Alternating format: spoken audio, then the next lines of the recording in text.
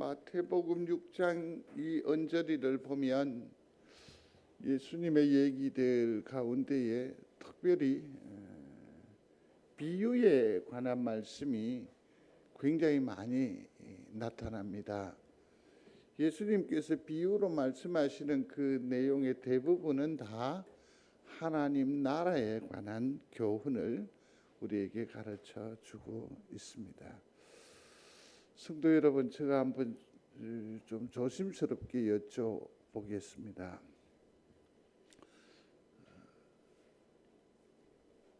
우리 중에 천국을 가보신 분이 계십니까?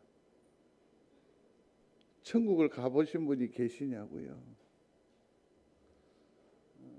그런데 우리는 날마다 천국을 그려요.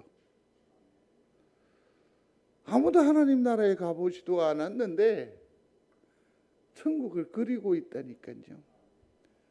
그 천국을 그리다라고 했었을 때는 두 가지 의미가 있겠죠. 하나는 그리워한다, 보고 싶어한다, 사모한다, 그런 의미도 있겠고, 여호수아가 가나안 땅에 들어갔는데 하나님께서 약속하셨습니다. 그 지경을 다 주시겠다고 했습니다. 그런데 요단강 동편에 르벤 지파를 비롯한 몇 지파 외에는 아무도 이 땅의 분배에 적극적이지를 않습니다. 그래서 7지파에게 3사람씩을 불러냅니다. 그리고서는 여호수아가 아주 단호한 의조로 명령을 하지요. 여호수아 18장의 얘기입니다. 그래서 너희들이 직접 가나안 땅에 가서 땅을 그려오너라, 그림으로 그려오너라. 그러면 그 그려온 그 땅을 가지고 내가 하나님 앞에 기도하고 제비를 뽑아서 그대로 나누어 주겠다, 약속을 합니다. 그림을 그려오라고 합니다. 미지의 땅입니다. 그러나 하나님께서 약속하신 가나안을 그들은 그림으로 그립니다. 우리는 한 번도 가보지도 않았음에도 불구하고 천국을 사모합니다. 또 그림을 그릴 수도 있습니다. 참 놀랍고도 신비한 능력을 우리는 가지고 있다 할 것입니다. 왜? 무엇을 근거로 여러분들은 천국을 사모하시고 또 그림으로 그릴 수 있을까요? 말씀이 기초가 됩니다. 말씀으로 우리는 천국을 사모할 수 있습니다. 말씀으로 천국을 그릴 수 있습니다. 결국에는 말씀으로 천국에 가는 줄로 믿습니다. 그러니까 여기에서 이 땅 위에 우리의 삶의 핵심적인 가치는 뭐냐면 말씀이라는 겁니다. 성경이라는 겁니다. 이를 믿는 여러분들이 되시기를 중심으로 소원합니다. 그래서 이 말씀에 집중해야 합니다. 길을 쓰고라도. 이 성경은요, 그렇습니다. 하나님의 말씀인 줄로 믿습니다. 여기서 한 걸음 더 나아가서 하나님께서 말씀하시는데 허공에 또 혹은 우리가 깊은 계곡에 들어가면 재난 방송하는 스피커들이 볼 수 있잖아요. 그렇게 하나님의 말씀은 이렇게 허공을 치는 소리가 아니죠. 주의 말씀은 대상이 있어요. 누구입니까? 나에게 주시는 말씀. 믿는 여러분들이 되시기를 바랍니다. 그래서 이 말씀은 자기가 하나님이시라는 것을 계속해서 우리에게 보여주고 있습니다. 뭐가? 성경이 말씀으로. 그래서 하나님은 은혜로우신 분이십니다. 하나님은 전능하신 분이십니다. 하나님은 이 땅의 기준이 되십니다. 말씀으로 계속해서 우리를 훈육하고 가르치고 초청하고 계심을 볼 수 있습니다. 말씀은 우리가 말씀을 통해서 예수님을 만날 수 있습니다. 식사할 수 있습니다. 함께 기적의 현장에 우리가 머무를 수 있습니다. 그와 함께 십자가의 고난의 길을 나아가기도 하고 버티기도 하고 견디기도 하고 종국에는 그의 부활을 드리워서 결국 하나님 나라에 곧 예수님이 거하는 곳에 우리가 함께 하게 될 줄로 믿습니다. 이 예수님의 이 사진을 정명사진을 무엇이 보여준다고요? 말씀이 보여준다. 그래서 주님은 그러지 않았습니까? 자기 자신이 뭐라고? 말씀이다 라고 말해요. 로고스라고 했습니다. 소리해 보겠습니다. 로고스. 나는 말씀이다 라는 거예요. 그러면서 길이요 진리요 생명이다 라고 말했습니다. 말씀의 가치가 이처럼 굉장합니다. 엄청납니다. 효용의 가치는 이 땅의 것으로는 비견할 수 없는 줄로 압니다. 그래서 좀 수고스럽지만 하나님의 말씀을 듣는 일에, 하나님의 말씀을 읽는 일에, 하나님의 말씀을 그래요. 지난 주간에 보니까 권사님 한 분은 그 성경으로 손으로 다 쓰셨더라고요. 쓰든 암송을 하든 어찌든지 하나님의 말씀이 내 삶의 음식이 되기를 바랍니다. 이게 정말 필요합니다. 모두에 잠시 말씀을 드렸습니다. 이 마태복음 6장 이 어간으로 들어오면 주님께서는 주로 비유로 말씀하셨는데 이 비유는 하나님의 나라에 대해서 얘기를 하고 있지요. 쉬이 말씀을 드리면 천국 지도를 우리에게 제시해 주시는 것이죠. 청사진을. 그러니까 말씀 중에서 예수님의 비유는 천국의 내비게이션이에요. 이걸 통해서 우리는 하나님의 나라를 그릴 수도 있고 이룰 수도 있다라는 것 아니겠습니까? 근데 주님께서 비유에서 동원하신 그 재료들을 보면 전혀 낯설지 않다라는 겁니다. 우리 주변에 흔한 것으로 우리를 교훈하고 있습니다. 그런데 우리는 그것을 통해서 하나님의 음성을 듣지 못하는 안타까움이 들어 있다는 거죠. 한 예를 들어 보겠습니다. 씨 뿌리는 비유가 있습니다. 씨 뿌리는 비유. 잘 아시죠? 거기에는 보면 뭡니까? 길가 밭이 나오고 또 돌짝밭이 나오고 또 하나는 뭐죠? 가시밭이 나오죠. 가시밭이 나오죠. 여기에 하나님의 진리의 말씀이 뚝뚝뚝뚝뚝뚝뚝 떨어졌거든요. 씨라는 것은 그렇지 않습니까? 어떻게든 발아합니다. 피어납니다. 그런데 아까 비유는 무엇을 말하는 것이라고 했겠습니까? 하나님의 나라. 하나님의 나라가 처처에 심겨졌다라는 겁니다. 뿌려졌다라는 겁니다. 우리 가운데 임하였다라는 것입니다. 그런데 그 씨인 그 말씀의 가치를 제대로 알지 못했거나 아니면 주 관심사가 엉뚱한 데 있어서 내게 온 하나님의 나라가 내팽개쳐지는 거예요. 내게 온 하나님의 나라가 길가에 있어서 도둑을 맞게 돼요. 내게 임한 천국이 시들어져 버렸어요. 내게 임한 하나님의 그 전능과 은총과 축복이 가시에 찔려 다 날아가 버렸어요.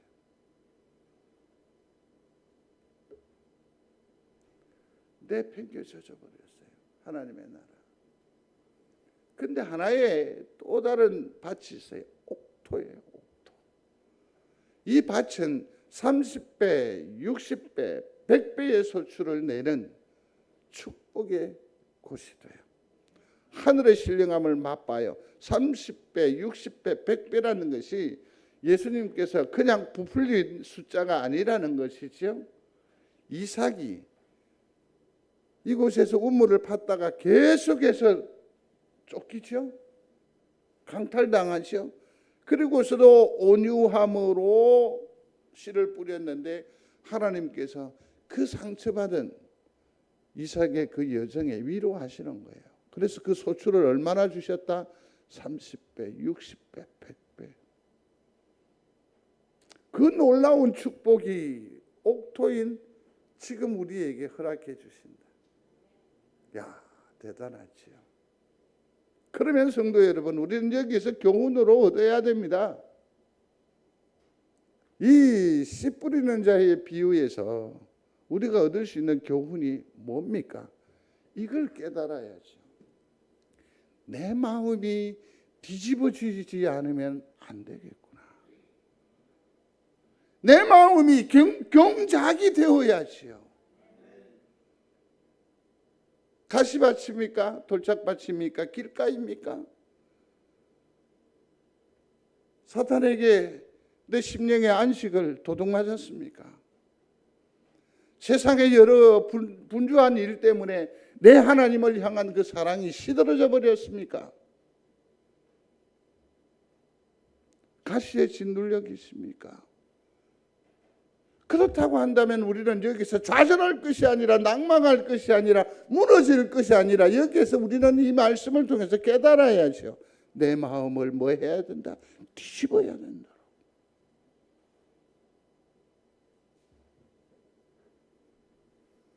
말씀으로 내 마음이 일구어지는 거구나. 그렇게 깨닫는 거예요. 그리고서는 더욱더 말씀에 집중하는 거죠. 말씀으로 나오는 거죠. 그 말씀으로 내 나를 다시 한 번 더 경작하는 거예요. 그러므로 우리들의 마음이 옥토가 되므로 30배, 60배, 100배의 소출을 누리는 은혜가 있게 되기를 중심으로 소원합니다. 이처럼 우리 주변에서는 하나님께서 계속해서 메시지를 던집니다. 노크하십니다. 근데 우리는 엉뚱한 데가 있어요. 우리의 초미의 관심사라는 것들이 무엇이든가요? 없어서 당연히 구해야 됩니다. 부족해서 연약해서 하나님 나의 연약한 손목을 무릎을 붙드시옵소서. 기도하셔야 됩니다. 그래서 힘을 얻으셔야 합니다. 회복하셔야 합니다.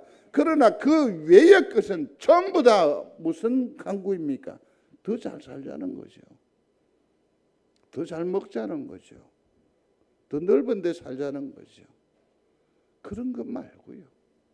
그런 것 말고 정말 하나님께서 원하시는 하나님의 나라가 내 심령 가운데에서 안착이 되고 이름으로 말미암아서 우리가 복된 하나님의 권속이 되는 그런 꿈을 꾸는 거죠. 좌절하지 마십시오. 포기하지 마십시오. 지천에서 들려오는 하나님의 음성을 들을 귀 있는 복된 성도가 되시기를 중심으로 소원합니다. 또 한번 볼까요? 가라지의 비유가 있습니다. 이 가라지 밭을 논을 일구었는데 거기에 가라지가 자라는 겁니다. 아무리 탁월한 농부라 할지라도 이 가라지의 존재를 초반에는 잘 알지 못하는 것 같아요. 이 가라지가 원래 그렇지 않습니까? 이 바람을 타고 오거든요. 바람을 타고 오거든요. 친구가 시골에서 이제 저 푸른 초원 위에라고 하면서 잔디밭을 이렇게 마당으로 탁 꾸몄습니다. 한 1년인가 2년 지났는데 그래 부러워서 물었습니다. 초원 위에 집은 잘 있냐? 그랬더니 그 석토입니까? 그 뭡니까? 좁깃좁깃한 돌 깬 거 있잖아요. 그걸로 덮었다고. 왜 그랬냐? 그래 뭐 주저리 하더라고요. 그때 사연인즉슨 뭐냐면 풀밭 푸른 초원을 만들었는데 여기에 날아든 잡초들 때문에 1년도 채 안 돼서 이게 뭐 완전히 그 꿈이 사라지는 거예요. 그래서 이제 그 돌을 깔았어요. 깔아놨는데 그랬는데도 그 사이에 뭐가 핍니까? 생명이 돋더라는 거죠. 그래서 그 정도는 청소할 수 있고 정리할 수 있지 않겠냐. 에이씨 그래서 시멘트로 다 덮어뺐다. 참 생명 대단하죠. 가라지가 이제 그 알곡과 함께 자라는 겁니다. 안타깝습니다. 주님, 이 가라지를 다 베버릴까요? 근데 주님은 뭐라 하십니까? 두라고 합니다. 두라고. 추수 때에. 추수 때는 뭘 말하는 겁니까? 하나님의 때에. 곧 하나님의 나라에서는 가라지와 알곡이 자동적으로 분리가 된다라는 거죠. 성도 여러분, 이 가라지 비유를 우리가 이렇게 보면서 우리는 어떤 영적인 교훈을 받을 수 있습니까? 아하, 천국에는 뭐가 있다? 심판이 있구나. 소리 한번 해보세요. 아, 천국에는 심판이 있구나. 이걸 깨달으면 지금 이 땅 위에서 흐지부지 살 수 있어요, 없어요? 더 많이 사랑해야 하고 더 용서해야 되고 더 보듬어야 하지 않을까요? 내 삶이, 내 행실이 하나님 앞에 온전할 수 있겠습니까? 자신만만한지요. 주님이 이처럼 가라지를 통해서라도 교훈해 주십니다. 하나님의 나라에는 뭐가 있다? 심판이 있다. 그래서 내 의로움이 더욱더 공고해지는 겁니다. 내가 구원받은 백성으로서 당당함을, 자존심을, 자존감을 천국에서 하나님께서 우리의 자존감을 회복시켜 주시겠다는 겁니다. 악한 것들은 다 죽정이처럼 날려버리고 우리의 회의에 들지도 앉지도 못하게 하여 주신다라는 거죠. 아, 천국에는 뭐가 있다? 심판이 있다.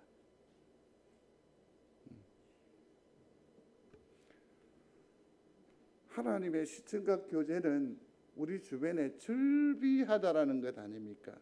읽겠습니다. 그러므로 내가 너희에게 이르노니 목숨을 위하여 무엇을 먹을까 무엇을 마실까 몸을 위하여 무엇을 입을까 염려하지 말라. 목숨이 음식보다 중하지 아니하며 몸이 의복보다 중하지 아니하냐. 아멘. 제가 딸을 얻었습니다. 그리고 한동안 지났는데 많이 친하지도 않는 장모가 자꾸 이상한 말을 하는 겁니다. 그게 뭐냐면 딸을 얻었는데 항서방이 얼굴빛이 영 안 좋더라고. 이게 두 번째 딸을 낳았기 때문에 서운하다. 그런 서운했던 것 같더라. 이 얘기를 이제 하는 거예요. 근데 사실 저는 그런 감정 전혀 없었거든요. 전혀 없었어요. 그래서 곰곰이 그래도 반성을 해야 하지 않습니까? 그래서 아하, 그랬어야 했는데. 그러니까 처음 이렇게 했었을 때 뭡니까? 그 어떤 서운한 감정보다도 여보 괜찮으나 수고했다. 이렇게 얘기를 해야 했었다라는 거죠. 더 중요한 가치는 따로 있었다라는 거죠. 같이 길 가다가 부인이 넘어져요. 그러면 제일 먼저 어떻게 해야 됩니까? 경상도 사람은 그런다. 야, 이거 여자가 빨리 해라. 씩 가버리고 그러거든요. 그러지 말고 어떻게 해야 됩니까? 먼저 챙겨야 하잖아요. 우리의 삶에 있어서는, 우리의 감정에 있어서는, 우리의 감각에 있어서는 모든 것이 우선순위가 있는 줄로 압니다. 우선순위가 있어요. 묻습니다. 음식이 중요합니까? 생명이 중요합니까? 묻습니다. 대답하십시오. 생명이 중요해요. 자동차가 중요합니까? 안 다친 것이 중요합니까? 그렇죠. 생명이 더 중요하다는 거잖아요. 우리 중에 그거 모르는 사람 어디 있어요? 근데 생명의 그 가치를 보다 더 활성화시키고 의미 있게 하고 하나님 앞에 아름다운 도구로 쓰임 받고자 하는 고민은, 시도는 별로 없어요.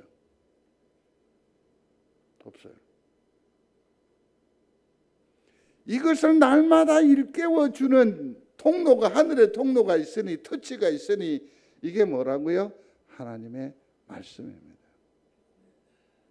그래서 말씀을 많이 읽으라 하지 않으셔도 됩니다. 한 구절씩 보더라도 이 말씀이 그렇게 딱 와서요. 26절입니다. 공중의 새를 보라. 심지도 않고 거두지도 않고 창고에 모아 들이지도 아니하되 너희 하늘 아버지께서 기르시나니 너희는 이것들보다 귀하지 아니하냐. 아멘.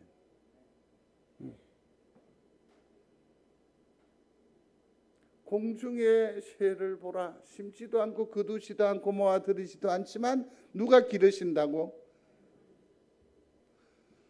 우리가 삶을 경영해 나가다 보면 힘에 겨울 때가 종종 있습니다.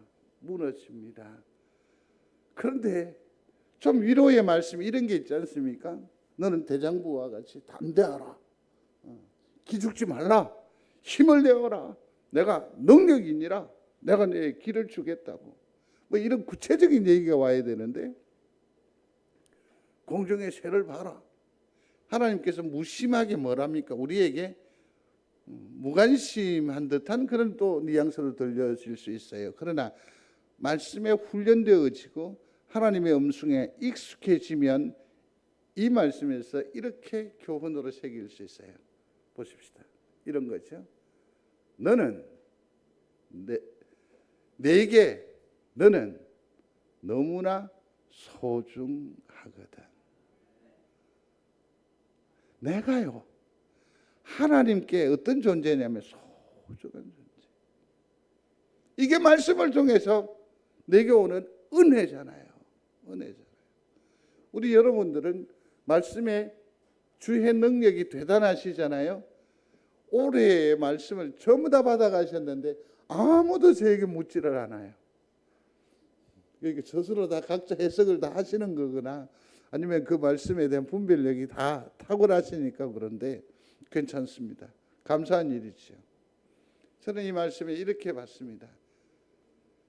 주님이 내게 너는 너무너무너무 소중하단다. 이러한 생생한 하나님의 따뜻한 음성을 듣는 온기를 누리는 우리 성도들이 되시기를 주의 이름으로 축복합니다. 그래서 말을 바꿔보면 또 넘어가 보겠습니다. 너희 중에 누가 염려함으로 그 길을 한 자라도 더할 수 있겠느냐? 있습니까? 없습니다. 근데 우리의 생각이나 우리의 고민이거나 모든 것들의 70%가 다 넘는 것이 다 부질없는 겁니다. 다 부질없는. 안 될 이유만 계속 찾는 거죠. 하나님께 맡기고 가는 거죠. 우리의 관심사는 어떻게 내가 어떻게 하면 하나님 앞에 중요한 그 참 통로가 될 수 있을까? 오히려 이러한 쪽에 집중함으로 말미암아 우리의 염려는 다 사라질 뿐만 아니라 하나님께서 오히려 우리에게 더 긍정의 에너지를 주고 도전의 에너지를 주고 은혜를 주어서 우리를 이기게 해 주실 줄로 믿습니다. 또 너희가 어찌 의복을 위하여 염려하냐? 들의 백합화가 어떻게 자라는가 생각하여 보라. 수고도 아니하고 길쌈도 아니한다라고 했습니다. 여기에서 이 초기 성경 번역에 있어 백합화라고 했는데 이게 조금 이해가 어려울 수 있습니다. 그죠? 예를 들어서 우리가 백합화 같은 경우에는 한 송이라도 얻으면 곧 화병에 놓아서 뭐 뭔가 위에 올려놓든지 하지 이렇게 지천에 뿌려 흩날리지는 않을 거 아니에요. 근데 여기에는 크리논이라고 해서 들풀을 말하는 겁니다. 굳이 우리말로 번역을 하면 민들레라고 할 수 있겠죠. 이 가치가 민들레와 같은 들풀과 같은 잡초와 같은 나의 존재가 그 존재를 하나님께서 입히시고 먹이시고 우리를 양육하신다고요. 믿는 여러분들이 되시기를 바랍니다. 좀 더 크게, 좀 더 큰 안목으로 보시면 이게 보여질 겁니다. 제가 송정제일교회로 부임을 하게 된 것 아닙니까? 전 건강하기 때문에 꿈을 잘 꾸지 않는데 꿈을 꾸었습니다. 꿈을 꾸었습니다.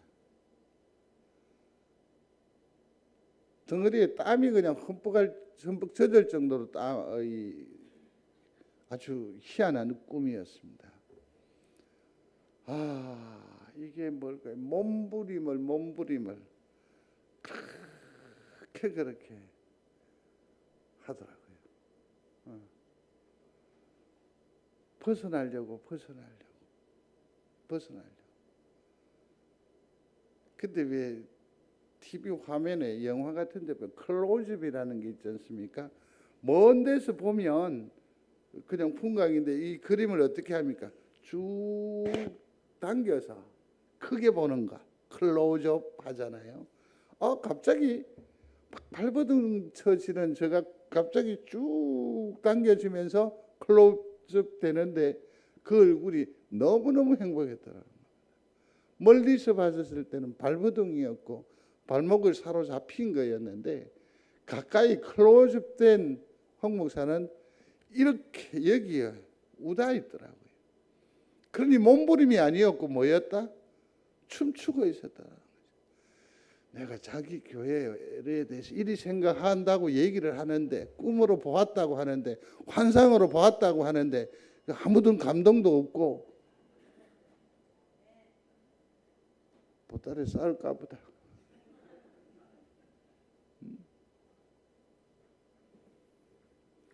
우리 같은 연약한 존재이지만 누가 입히신다? 하나님께서 먹이신다. 소중한 존재라. 그래서 이 말씀을 저는 이렇게 받았습니다. 하물며 너일까 보냐. 소리해 보세요. 하물며 너일까 보냐. 그래서 저는 여기다 말을 넣습니다. 하물며 하녀라. 하나님께서 너일까 보냐. 너에게 은혜를 주시지 않겠냐. 내가 너를 지키지 않겠냐.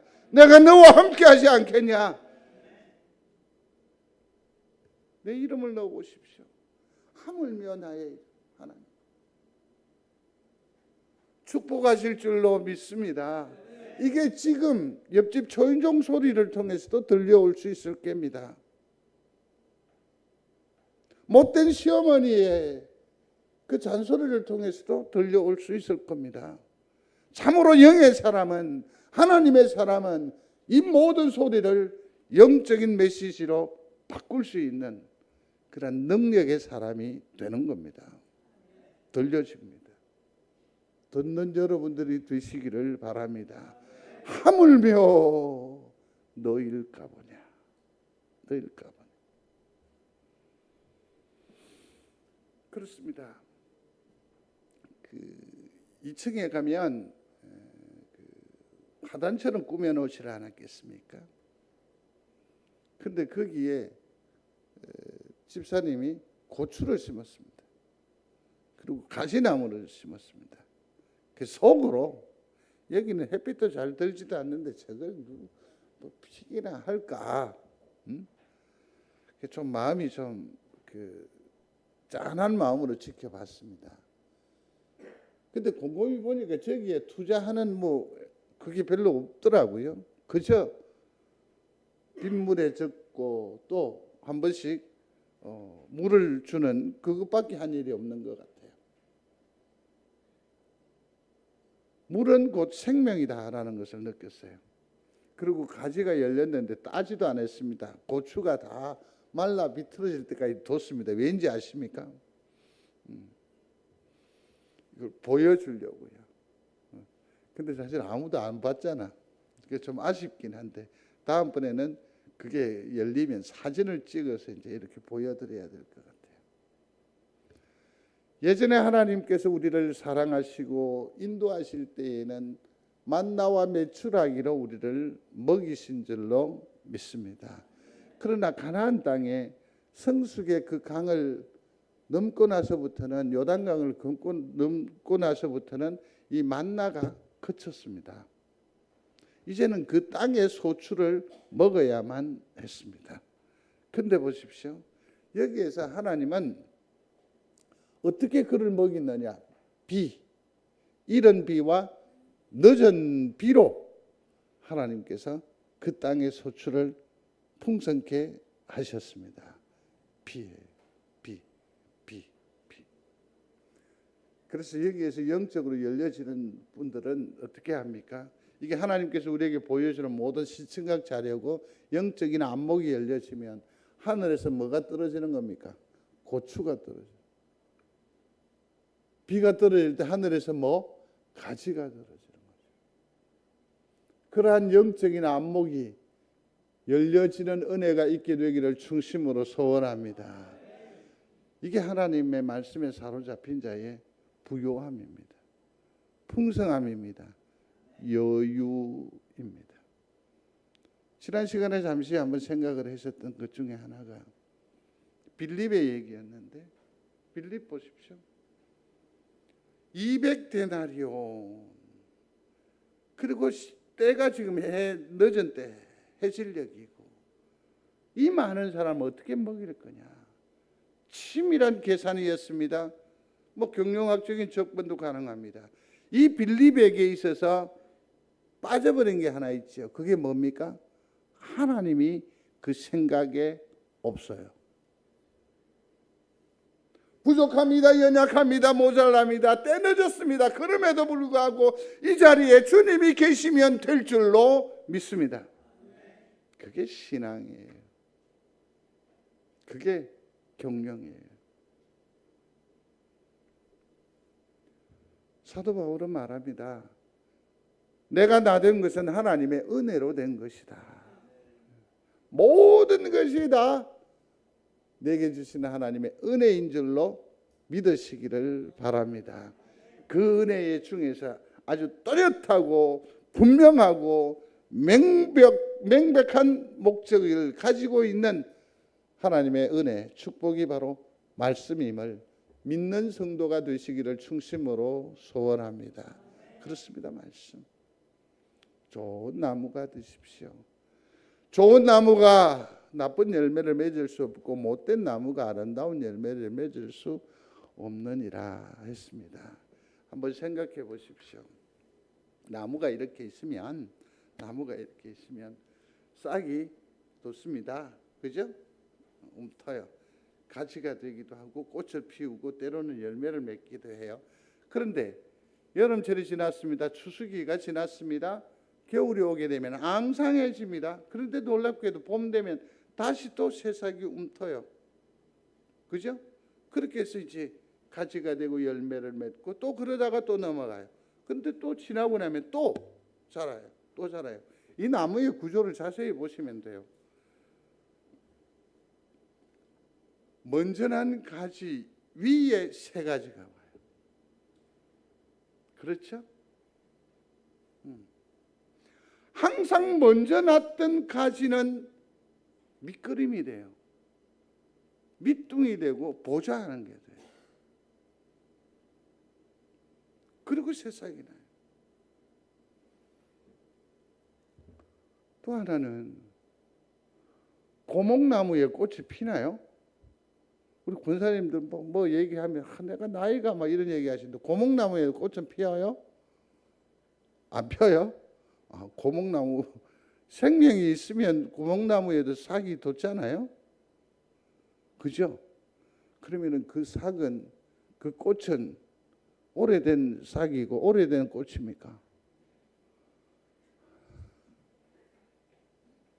새 거예요. 새 생명이에요. 새 생명이에요. 우리가 이러한 자연을 보면서도 뭐냐면 이처럼 밑뿌리 많은 교회가 건강한 교회예요. 누구든지 오면 세우는 겁니다. 누구든지 오면 베푸는 겁니다. 우선순위 해주는 겁니다. 우리가 아무리 세월이 거쳐 지쳐있다 손치더라도 하나님께서 내게 은혜 주시면 싹을 낼 수 있고 꽃 피울 수 있음을 믿습니다. 그렇게 하나님의 메시지를 말씀을 통해서 받는 거예요. 받는 거예요. 딴 내 꿈이에 내 생각에 맞는 그런 말씀은 없어요.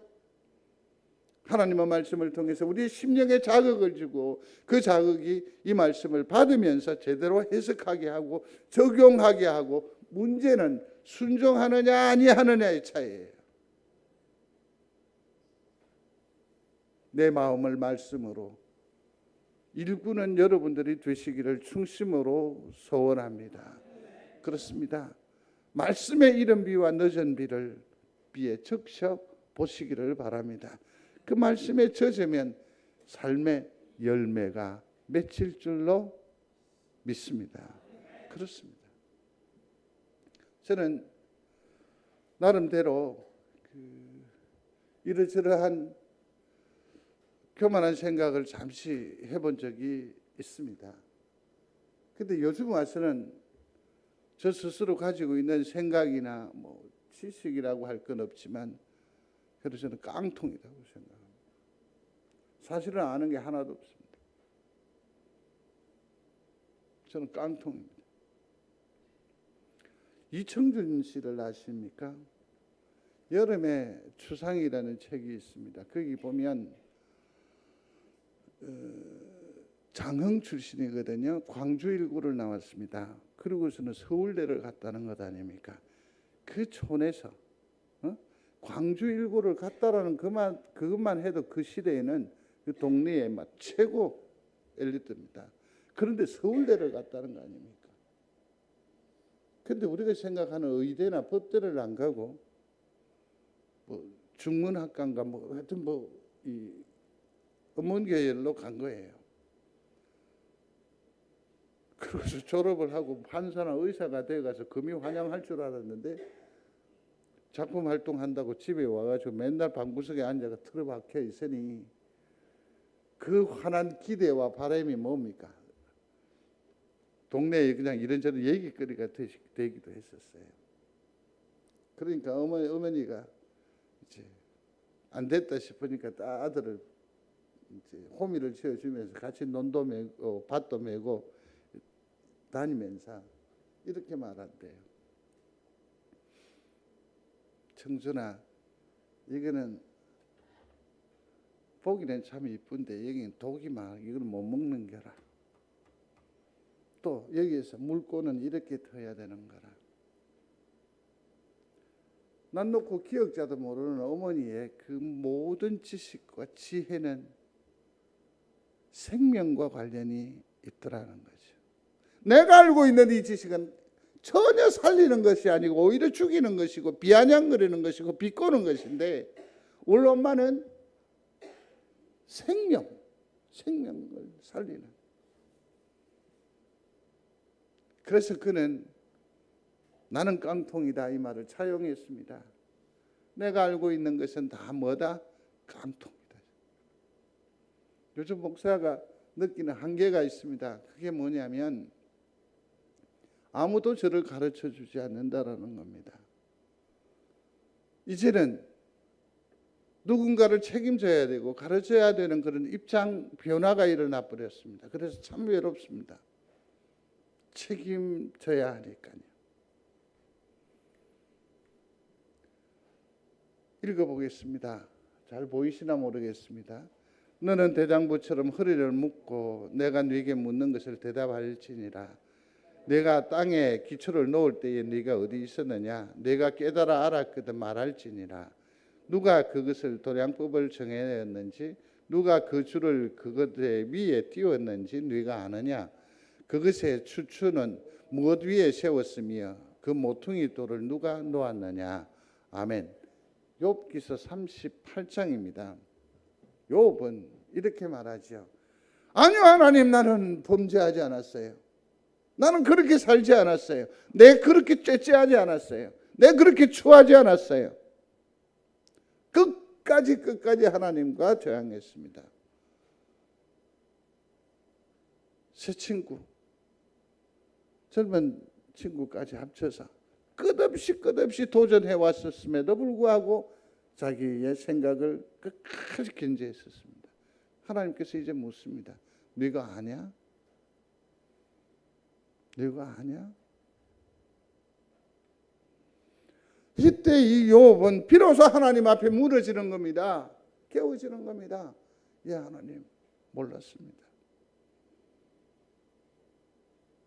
겸손의 자리로 내려와야 합니다. 밑뿌리고 밑가지가 되는 그러한 자기 선택 위에 뭐가 있어야 돼요? 하나님의 말씀이 있으면 우리는 비상할 줄로 믿습니다. 그래서 오직 주목하십시오. 뭘 봐요? 말씀을 보는 거예요. 말씀을 보는 것이 바로 하늘을 바라보는 겁니다. 거기에는 누가 계세요? 하나님이 계십니다. 그 하나님이 뭡니까? 아버지세요. 믿으시면 아멘. 그래요. 하늘을 본다라는 그 구체적인 얘기는 뭡니까? 말씀을 통해서 우리가 하늘, 말씀을 통해서 천국, 말씀을 통해서 지식, 진리를 깨닫는 겁니다. 말씀을 통해서 힘을 얻는 겁니다. 말씀을 통해서 능력을 덧입는 겁니다. 말씀을 통해서 이기는 자가 되는 줄로 믿습니다. 2024년 어찌든지 말씀에 집중하겠습니다. 더 많이 준비하겠습니다. 더 많이 예스럽게 섬기겠습니다. 성도들도 말씀에 집중하십시오. 할 수 있는 대로 한 자라도 읽어주십시오. 한 번이라도 더 들어주십시오. 그래서 성경을 모으고 이거 하나 더 챙기고 받고 그게 문제가 아니라 생명과 관련이 있으니까 한 페이지라도 아니면 펼쳐놓은 그것으로도 묵상하는데도 함께 하시고 다 그렇게 해서 말씀이 우리 생활 가운데 전반에 활개치는 활발하게 역사하는 그런 은혜가 우리 중에 있게 되기를 중심으로 소원합니다. 그래서 말씀이 흥왕하는 송정제일교회가 되어지기를 주의 이름으로 축원합니다. 고마우신 하나님, 말씀으로 우리를 이끌어 주옵소서. 말씀으로 천국을 보게 하여 주옵소서. 날마다 하나님의 음성을 따라 승리하게 하여 주옵소서. 예수님 이름으로 기도드리옵나이다. 아멘.